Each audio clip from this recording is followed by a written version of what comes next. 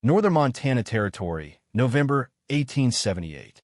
While most frontier trappers were reinforcing their log cabins with extra chinking and stockpiling cordwood for the brutal winter ahead, an old hunter named Absalom Winters was doing something that made absolutely no sense to anyone watching. He was digging down instead of building up. His neighbors thought he'd lost his mind. After all, everyone knew you needed thick walls, a massive fireplace, and mountains of firewood to survive a Montana winter. Yet here was Winters, a solitary man in his 60s, excavating into a hillside like some kind of animal, using methods that looked more fitting for a root cellar than a dwelling.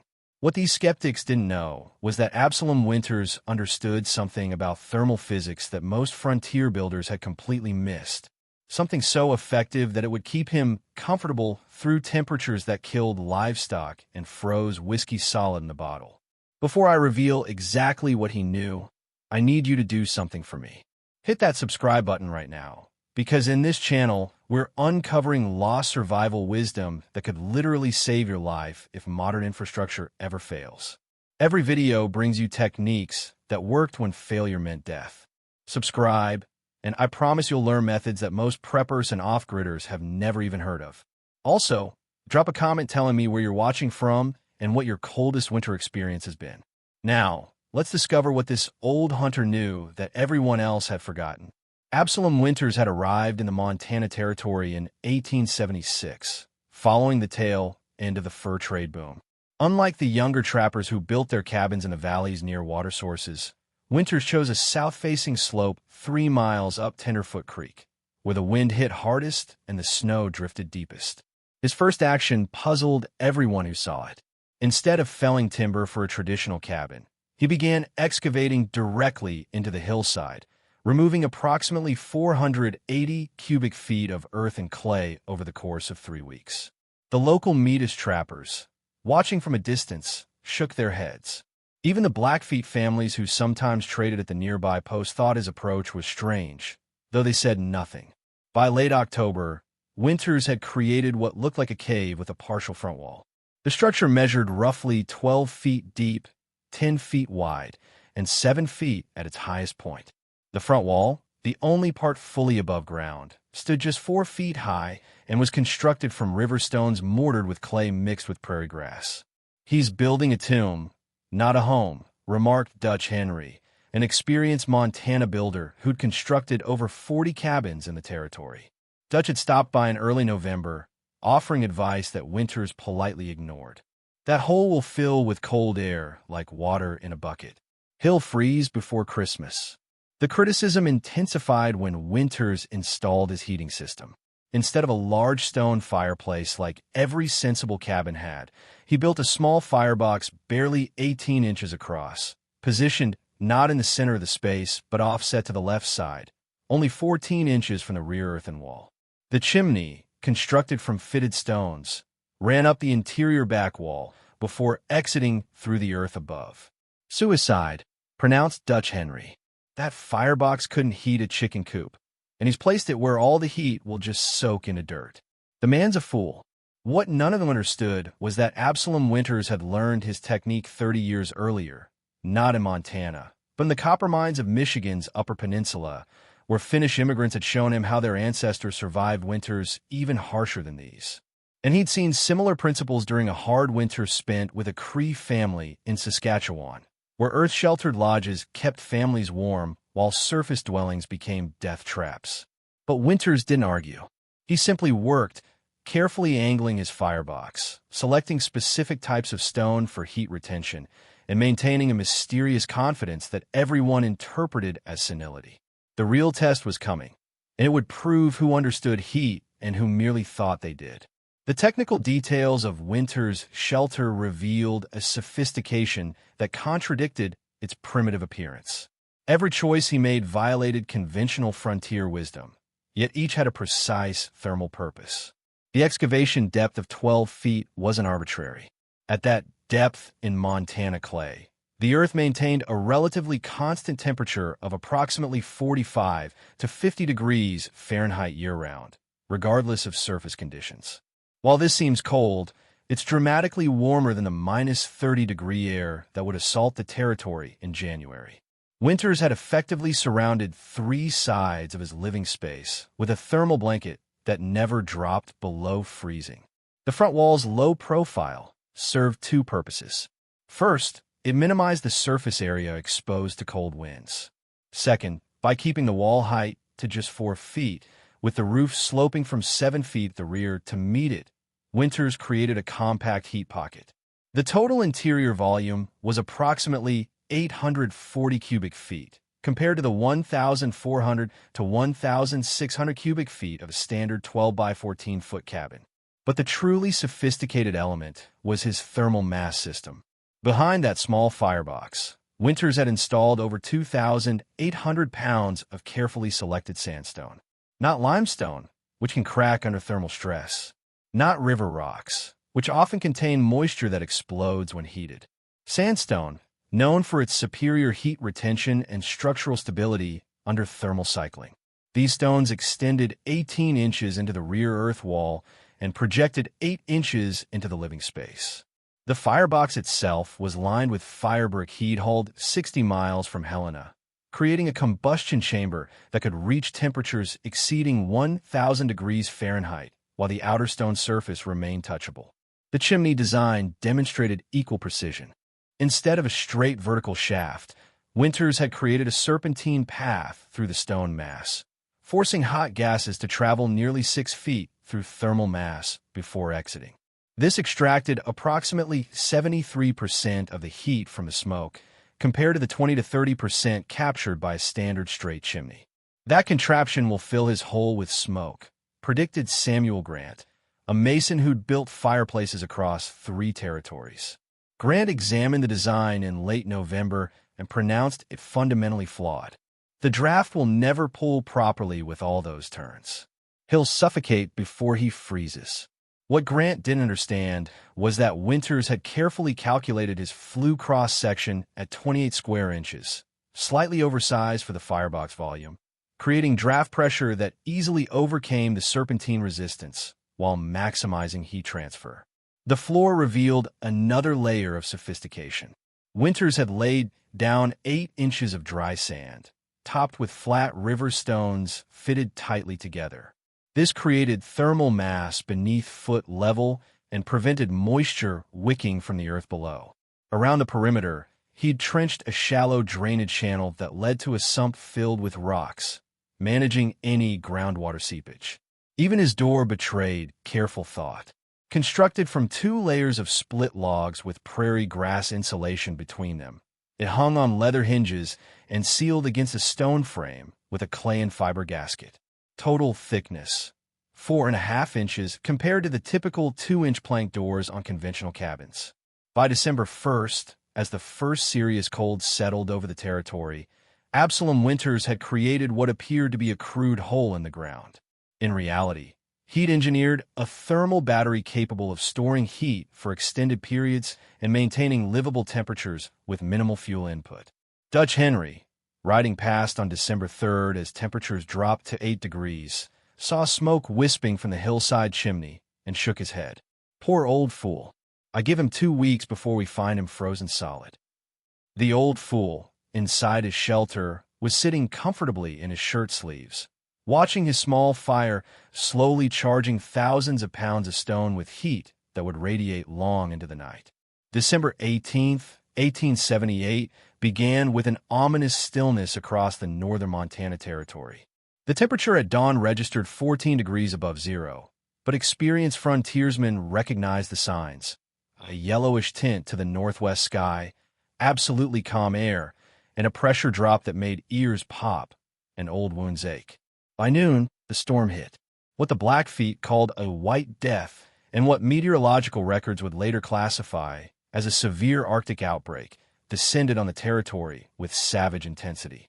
Wind speeds exceeded 40 miles per hour, driving snow horizontally and creating conditions where a man could freeze to death between his cabin and his woodshed. In the valley settlement near Tenderfoot Creek, families huddled around massive stone fireplaces, feeding log after log into roaring fires. Dutch Henry's substantial cabin, considered one of the finest in the region, consumed nearly half a cord of wood in the first 24 hours just to maintain a tolerable 55 degrees around the hearth. The far corners of the cabin, despite being only 12 feet from the fire, dropped to near freezing. By December 20th, the temperature had plummeted to 18 degrees below zero. The wind refused to relent. Several families combined households, sharing fireplaces and body heat to survive. Wood consumption became alarming. Dutch Henry calculated he was burning through 4 times his normal daily supply. Up on the hillside, visible only as a slight mound with a smoking stone chimney, Absalom Winter's shelter faced the same brutal conditions. Samuel Grant, the mason who'd predicted smoke-filled suffocation, made a dangerous trek up to Winter's shelter on December 21st, genuinely concerned the old man might be dead. Breaking trail through hip-deep drifts, Grant later reported what he found with something between confusion and disbelief. Before we continue with what Grant discovered, I need you to hit that like button and subscribe if you haven't already. This is exactly the kind of survival knowledge that could save your life in a grid-down scenario. Drop a comment telling me about the coldest winter you've ever experienced, and let's keep this wisdom alive. Now back to that frozen hillside in Montana. Grant approached the shelter expecting to find either a corpse or a desperate man burning furniture to stay alive. Instead, he found Absalom Winters in his shirt sleeves, calmly preparing a meal on a small cook's surface attached to his firebox.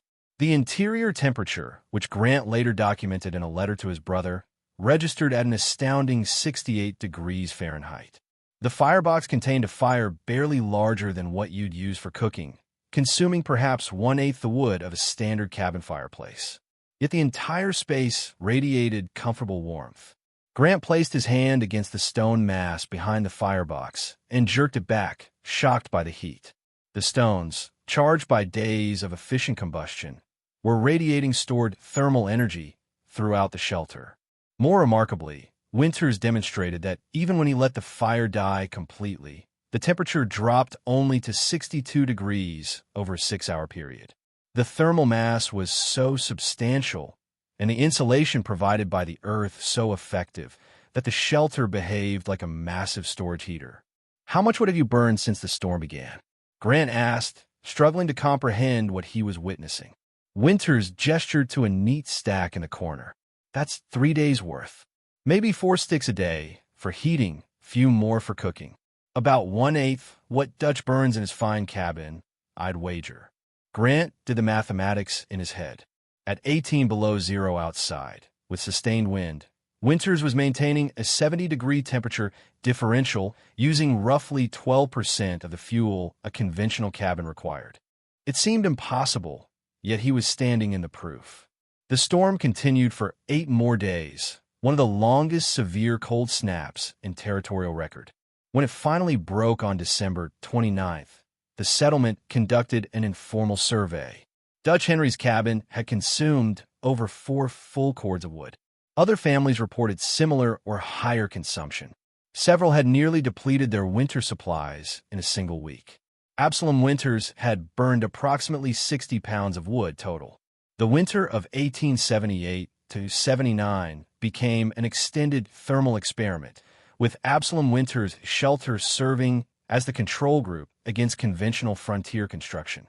What emerged was a dataset so compelling that it would influence building practices throughout the Northern Territories for the next 2 decades. Samuel Grant, converted from skeptic to fascinated observer, began documenting comparative measurements with the methodical precision of a trained mason. Using a mercury thermometer he'd received from a physician brother in St. Louis, Grant recorded temperatures at Winter's shelter, Dutch Henry's cabin, and 2 other representative dwellings throughout January and February of 1879. The results revealed patterns that challenged everything frontier builders thought they understood about thermal efficiency. During periods of moderate cold, between 0 and 20 degrees Fahrenheit, Winters maintained interior temperatures of 65 to 70 degrees while consuming an average of 4.2 pounds of seasoned pine per day. Dutch Henry's cabin, with its massive stone fireplace and conventional design, required 32 pounds of similar wood to maintain 58 to 62 degrees, and that was only near the hearth. Far corners often registered in the low 40s. The thermal efficiency difference was staggering. Winters achieved superior comfort, using 13% of the fuel. But the most dramatic contrasts appeared during extreme cold events. On January 27, 1879, temperatures dropped to 26 degrees below zero, with sustained winds of 25 miles per hour. Conditions were severe enough that 3 settlers in outlying areas died of exposure, and livestock losses across the territory exceeded 200 head. Grant recorded that Dutch Henry's cabin, despite burning wood at a furious rate, could not maintain more than 55 degrees near the fireplace.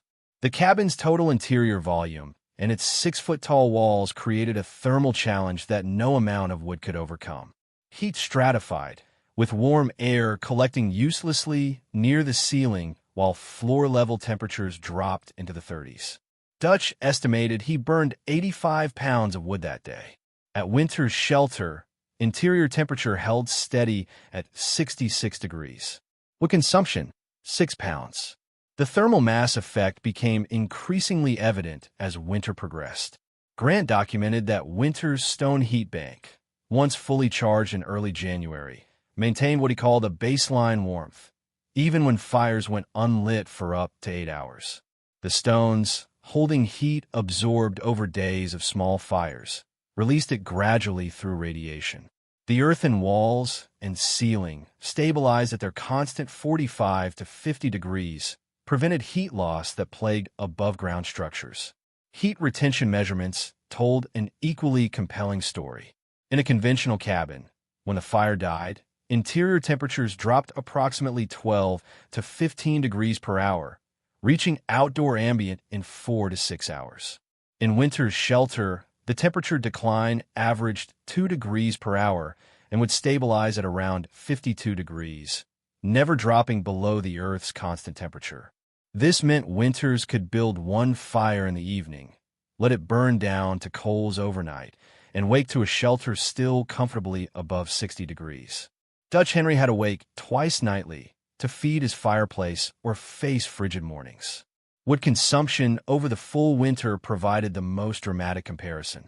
For November 1878 through March 1879, Grant estimated that Dutch Henry burned approximately 12 cords of wood, roughly 960 cubic feet of seasoned timber. Other conventional cabins reported similar or higher consumption.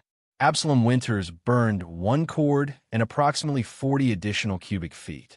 Total, roughly 168 cubic feet, or 17% of the conventional requirement.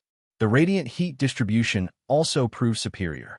In conventional cabins, heat concentrated near the fireplace, creating uncomfortable hot zones and cold corners.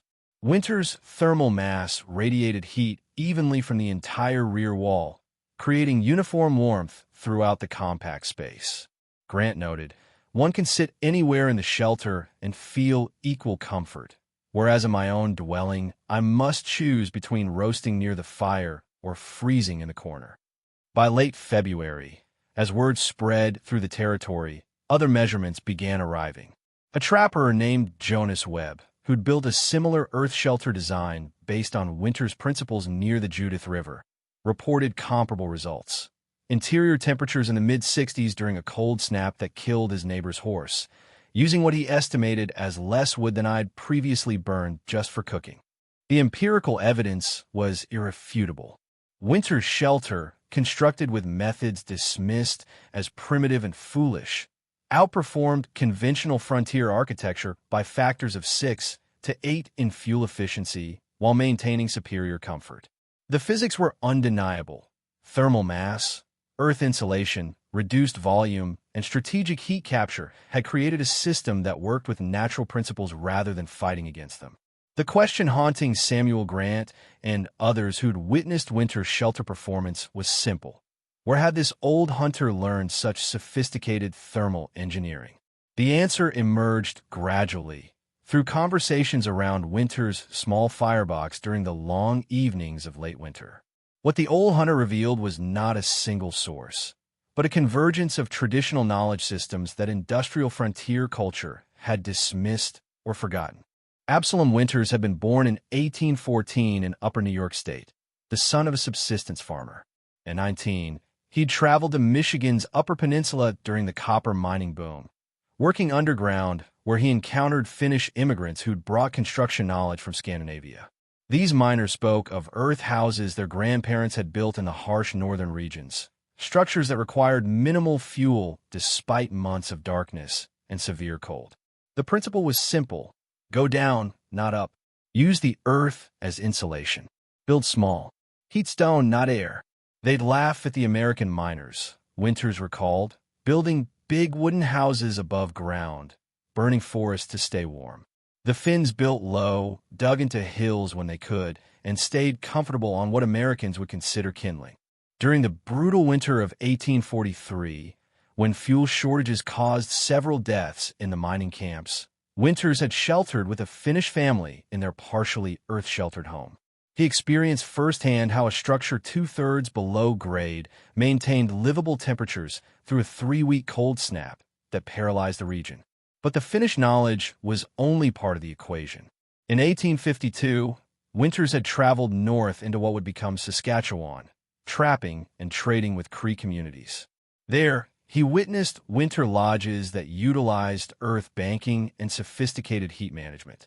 The Cree had developed techniques over countless generations for creating warm shelters in one of the harshest climates on the continent, using minimal fuel and materials. They'd create a small fire pit, heat stones all day, then bank the coals and let the stones radiate through the night, Winters explained. The lodge design kept the heat low where people lived, didn't let it escape upward uselessly. They understood that you heat mass, not space. These communities had also taught him about material selection, which stones held heat best, which would crack, how to create chimney draw without massive structures, where to position fire for maximum efficiency. Knowledge developed through survival necessity over hundreds of generations. Winters had spent that winter in close quarters with families who maintained comfortable conditions through temperatures that regularly dropped below -40, using fires that a European settler would consider inadequate for cooking. The lesson was profound. Size and material consumption did not equal warmth. Understanding thermodynamics did. When Winters arrived in Montana, he recognized the same patterns of wasteful building that he'd seen in Michigan. Large above-ground structures, massive fireplaces, enormous wood consumption, and families who barely stayed warm despite their efforts. It was a system based on brute force rather than understanding. I watched Dutch Henry build his cabin, Winters told Grant.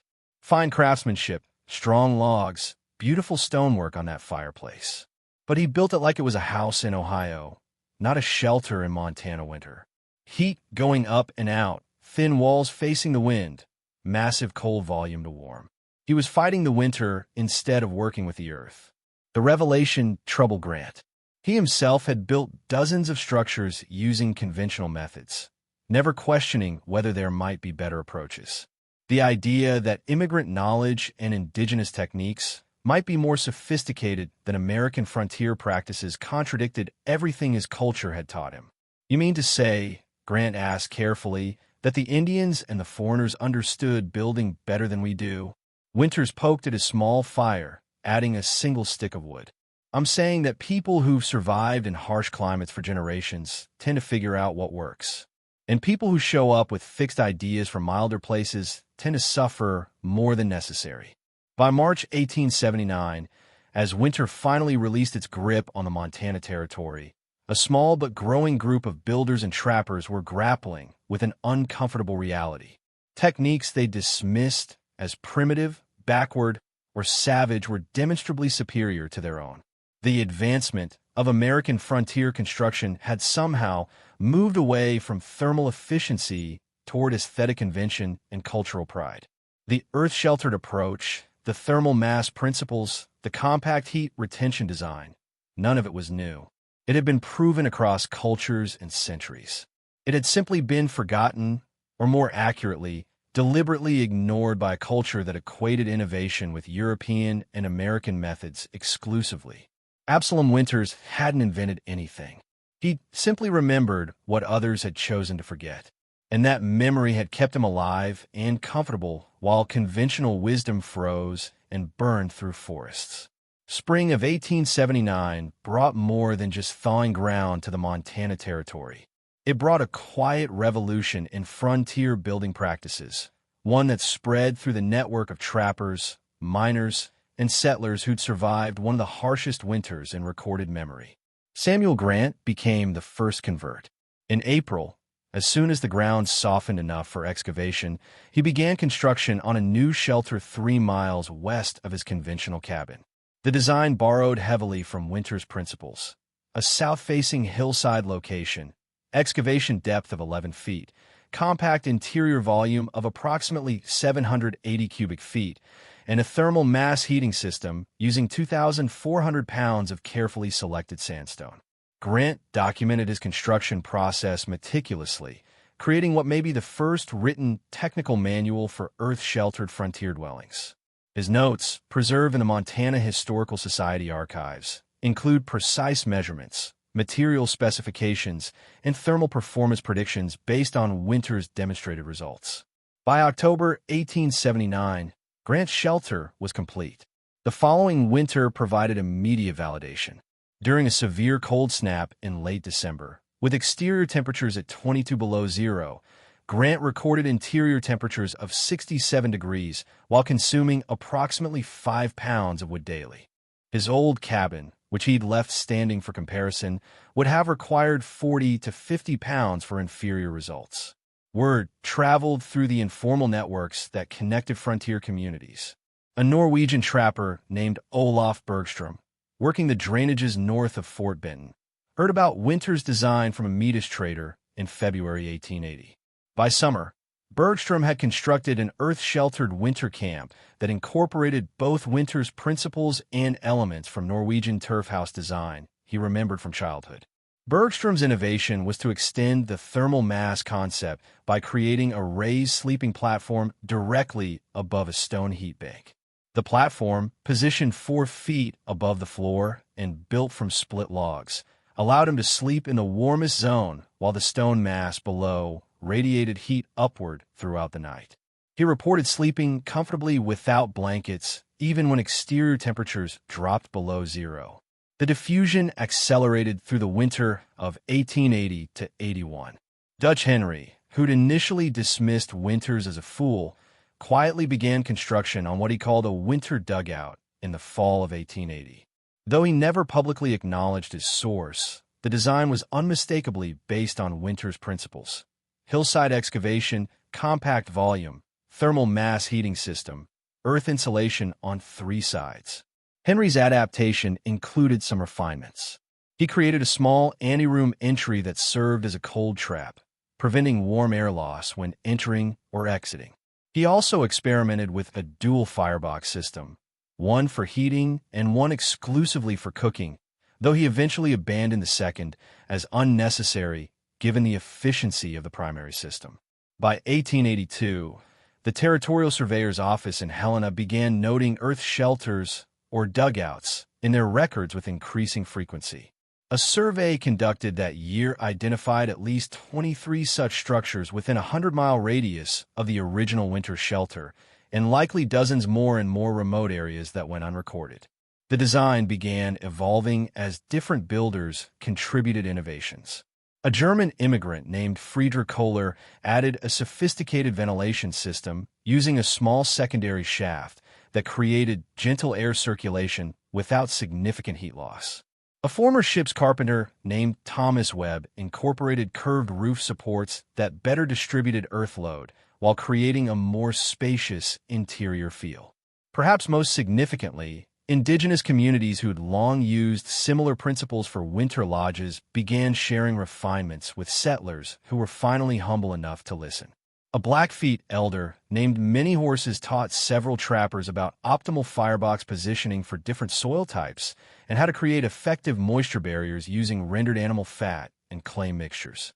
The economic impact was substantial.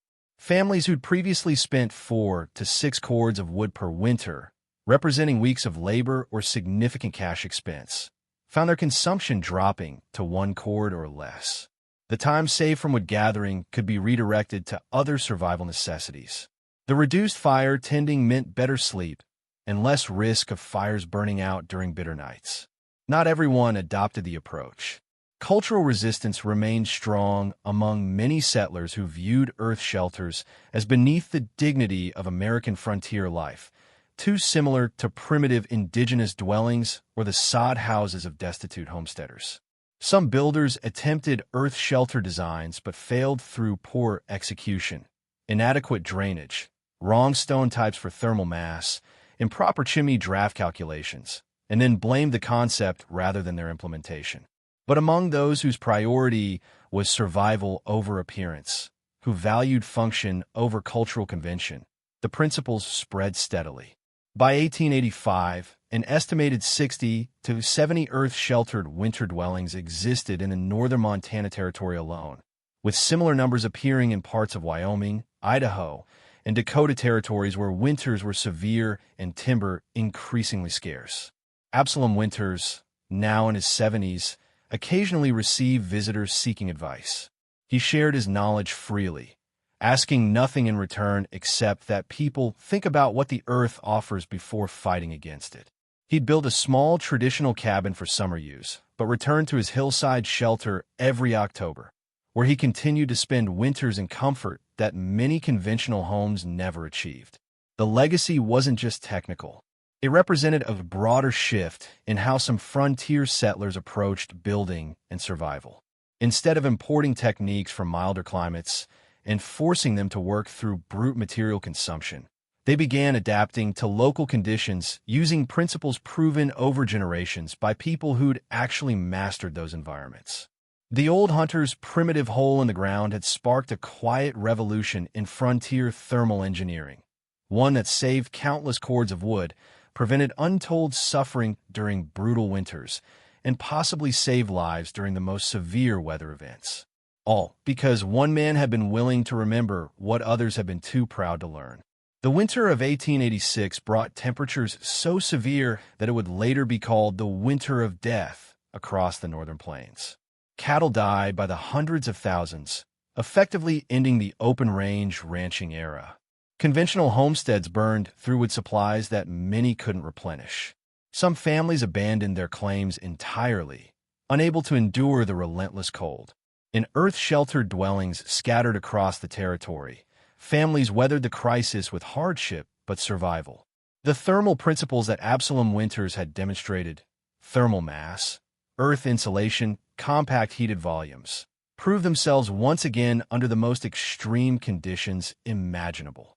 Samuel Grant, documenting the winter in his detailed journals, calculated that his earth shelter used 68% less wood than his old cabin would have required, while maintaining superior comfort. More importantly, when late winter storms made wood gathering impossible for days at a time, his thermal mass system allowed him to stretch his fuel supply in ways that conventional homes could not match. The difference, Grant wrote, was not merely comfort or economy, but potentially life itself. Had I still been in my old cabin during the 3-day blow in February, I would have faced a choice between dangerous exposure, seeking firewood, or watching my family slowly freeze. In the earth shelter, our banked heat carried us through with fuel to spare. The vindication was complete, yet it came with a sobering realization. The principles that had saved lives in 1886 were not new discoveries. They were ancient wisdom that European settlers had dismissed or forgotten, choosing instead to replicate building methods from climates that bore little resemblance to the harsh continental winters they now faced. Indigenous peoples across the northern regions, from the Cree to the Blackfeet to the Inuit, had developed sophisticated thermal engineering over countless generations. Finnish, Norwegian, and other Nordic immigrants carried knowledge of earth-sheltered building from ancestors who'd survived Arctic conditions. Yet American frontier culture had largely ignored both sources, preferring to struggle with inefficient imported techniques rather than admit that primitive or foreign approaches might be superior. Absalom Winters died in the spring of 1889 at age 75 in the hillside shelter he'd built 11 years earlier. He'd survived every winter in comfort, using a fraction of the resources his neighbors consumed, living proof that understanding basic physics mattered more than cultural assumptions or conventional practices. His shelter remained functional for another 2 decades, used by subsequent trappers and miners. When it was finally abandoned around 1910, it wasn't due to structural failure, but simply because the fur trade had collapsed and the area depopulated. The thermal mass stones, the earthen walls, the fundamental design, all remained sound after 30 years. Today, more than a century later, off-grid enthusiasts and survival experts are rediscovering the same principles Winters demonstrated. Modern earth-sheltered homes, berm houses, and underground dwellings apply identical thermal physics: thermal mass for heat storage, earth insulation for temperature stability, compact volumes for efficiency, strategic passive solar orientation. Contemporary builders using advanced materials and precise engineering regularly achieve results that mirror Winters' 19th century performance. 70 to 90% reductions in heating costs compared to conventional above-ground structures, stable interior temperatures with minimal energy input, comfort that doesn't depend on massive resource consumption. The irony is profound. In our age of advanced building science and sophisticated HVAC systems, we're validating approaches that frontier settlers dismissed as ignorant and that indigenous peoples had perfected centuries earlier. We're learning, slowly and expensively, lessons that were freely available to anyone humble enough to observe and ask. The central lesson isn't about construction techniques. It's about the cost of cultural arrogance and the value of traditional knowledge. When we dismiss practices as primitive simply because they come from people we consider less advanced, we often reveal not their ignorance, but our own. Absalom Winters understood something that most of his contemporaries missed. Effective solutions come from understanding principles, not from following conventions. The Earth offers consistent temperature and massive heat storage capacity. These are physical realities, not matters of opinion or cultural preference. Working with them creates efficiency. Fighting against them creates waste. Every winter, as modern homes consume massive amounts of energy to maintain comfort, we're relearning what Winters knew in 1878. The most sustainable, efficient, and resilient shelter systems often aren't the newest or most technologically complex. They're the ones that work with natural principles that have always been there, waiting for us to notice. Before you go, I need you to do 3 things. First, hit that like button if you found value in this forgotten wisdom. Second, subscribe to this channel because we're dedicated to uncovering survival knowledge that actually worked when failure meant death. No modern fluff, just proven techniques from people who had no safety net. Third, drop a comment telling me where you're watching from and whether you'd consider building an earth-sheltered shelter based on what you've learned today. The knowledge in this video isn't theoretical. It's verified by survival, proven by extreme conditions, and validated by physics. In a world where infrastructure is increasingly fragile and energy costs continue rising, the old hunter's secret might be more relevant now than ever. One final note. This content is educational and historical. Any building project requires proper engineering, local code compliance, and professional consultation. The techniques described here are presented for knowledge and inspiration, not as construction guidance. Absalom Winters died over a century ago, but the principles he demonstrated, thermal mass, earth insulation, working with natural systems rather than against them, remain as valid today as they were on that frozen Montana hillside in 1878. Sometimes the best path forward requires looking backward to the wisdom we were too proud to learn the first time around.